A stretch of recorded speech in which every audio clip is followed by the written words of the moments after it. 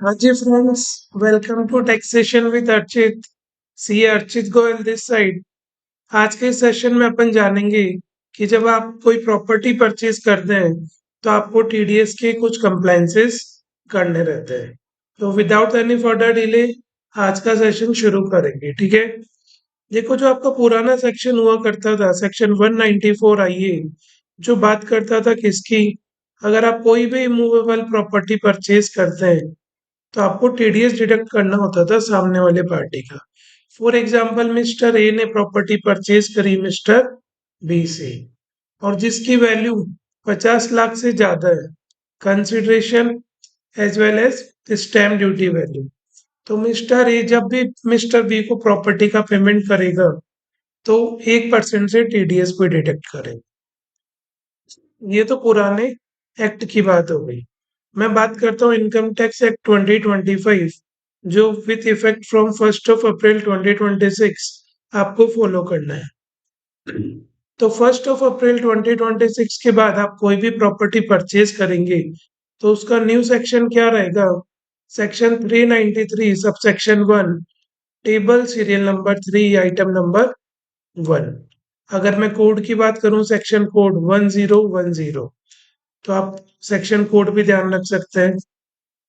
Limits वही है, rates भी वही है कि अगर आप 50 लाख से ज्यादा की कोई प्रॉपर्टी परचेज करते हो, कोई प्रॉपर्टी जिसका या तो कंसिडरेशन या स्टैम्प ड्यूटी वैल्यू 50 लाख से अबव है, तो आपको जब भी पेमेंट करोगे आप 1% टीडीएस डिडक्ट करना है। पहले जो फॉर्म फाइल होता था वो होता था 26 क्यूबी, और आप सामने वाले को फॉर्म 16 भी इशू करके देते थे। बट अभी जो न्यू फॉर्म फाइल होगा वो कौन सा होगा? Form number 141। कुछ इसमें पॉइंट्स है जो आपको ध्यान में रखने के है। वो पहले पॉइंट्स क्या है? जब भी आप कोई property, land and building, flats कुछ भी परचेज करें, तो जो भी कंसिडरेशन आपसे चार्ज करेगा बिल्डर, उसमें सब चीजें इंक्लूड हो जाएगी। पार्किंग फीस, मेंटेनेंस फीस, जो भी तरह तरह की फीस या चार्जेस आपसे बिल्डर कवर करता है। ये क्लियर है? देखो, जनरली क्या होता है, आप टीडीएस कब जमा करवाते हो? अगले महीने की 7 तारीख तक। और उसका रिटर्न कब फाइल करते हो? क्वार्टर एंड के नेक्स्ट मंथ। फॉर एग्जाम्पल, अप्रैल मई जून का रिटर्न कब फाइल होगा? 31 जुलाई, मतलब मंथ एंड के नेक्स्ट मंथ के 31 तक। क्लियर है? और टीडीएस का पेमेंट होता है नेक्स्ट मंथ के 7 तक।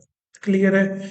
बट अगर मैं बात करूं 194 आईए, जो आपका न्यू सेक्शन हो गया 393 सब सेक्शन 1, इस केस में क्या होता है, जब भी आप प्रॉपर्टी परचेज करते हो और सामने वाले को पेमेंट करते हो, जिस भी टाइम आपने पेमेंट किया उस मंथ एंड से आपको next month with in 30 days आपको क्या करना होता है?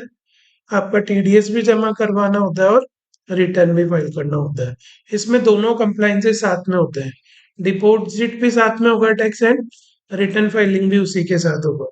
अपन प्रैक्टिकली समझते हैं, देखिए कैसे होगा। देखिए, जैसे आप जाएंगे इसमें ई पे टैक्स में जाएंगे, न्यू एक्ट आपको सेलेक्ट करना है। जैसे आप कंटिन्यू करेंगे, आपको यहाँ पे आ जाएगा न्यू पेमेंट ऑप्शन। फिर फॉर्म नंबर 141, टीडीएस डिपॉजिट के लिए।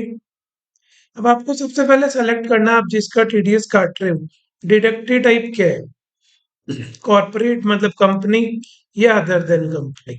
तो मेरे केस में क्या है? Non corporate deductive. देखो, एक नोट है बहुत जरूरी जो आपको ध्यान में रखना है।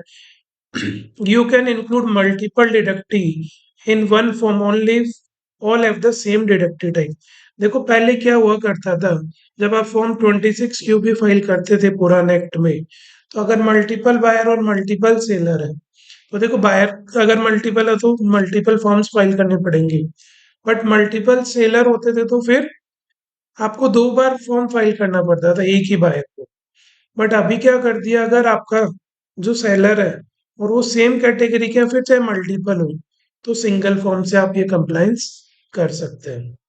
जैसे ही आप इसको कंटिन्यू करेंगे, आपसे पूछेगा सारी डिटेल्स। सबसे पहले tax year of the transaction. देखो, यहाँ पे वर्ड क्या यूज किया? Tax year. क्योंकि आपको पता है न्यू एक्ट में सिर्फ टैक्स ईयर का कॉन्सेप्ट है, कोई भी previous year and assessment year नहीं है। जब भी आपने टीडीएस डिडक्ट करा, फॉर एग्जाम्पल अप्रैल, अब देखो अपना कौन सा था new section 393 subsection 1, table serial number 3 item number 1, जो बात करता है किसकी, टीडीएस ऑन ट्रांसफर और सेल ऑफ इमूवेबल प्रॉपर्टी। आप इसको सेलेक्ट करेंगे, प्रोसीड करेंगे। देखो आगे जो डिटेल्स पूछ रहा है आपसे, वो पूछ रहा है कि टाइप ऑफ इमूवेबल प्रॉपर्टी। आपने जो परचेज किए वो क्या करा है, लैंड परचेज किए या बिल्डिंग परचेज किए। फॉर एग्जाम्पल मेरे केस में मैंने कोई जमीन परचेज करी है, तो मैं उसका एड्रेस डालूंगा सबसे पहले। डेट ऑफ एग्रीमेंट कब हुआ, डेट ऑफ रजिस्ट्रेशन। फिर आपसे पूछ रहे stamp duty value of the property, जो भी आपका सर्किल रेट होता है वो कितना है, एज वेल एज आपने पेमेंट कितना दी है। जनरली हर केस में सेम ही होता है, सेल्स कंसिडरेशन ऑफ एसडी। फिर आपसे नेक्स्ट पूछेगा आपने जो पेमेंट की है वो एक साथ की है लमसम या इंस्टॉलमेंट। देखो इस सेक्शन में क्या होगा, जब भी आप पेमेंट करेंगे ना, तो टीडीएस का बेसिक रूल क्या है, TDS is deducted at the time of, आप जब भी पेमेंट करे हो क्रेडिट करे हो, which ever is earlier.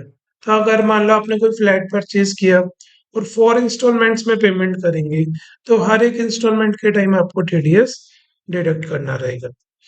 For example मैं लमसम पेमेंट कर रहा हूँ, तो ये सारी टैब्स अनेबल हो गई, ठीक है।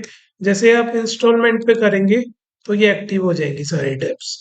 फॉर एग्जाम्पल मैंने लमसम किया, देखो अगर आप इंस्टॉलमेंट में पेमेंट करते हैं ना, तो प्रीवियस इंस्टॉलमेंट का एक्नॉलेजमेंट नंबर भी आपको डालना होता है। फिर आपसे पूछ रहे बायर्स की डिटेल, ठीक है। जैसे मेरे केस में सिर्फ मैं इंडिविजुअल बायर हूँ, तो मेरी डिटेल्स जाएगी।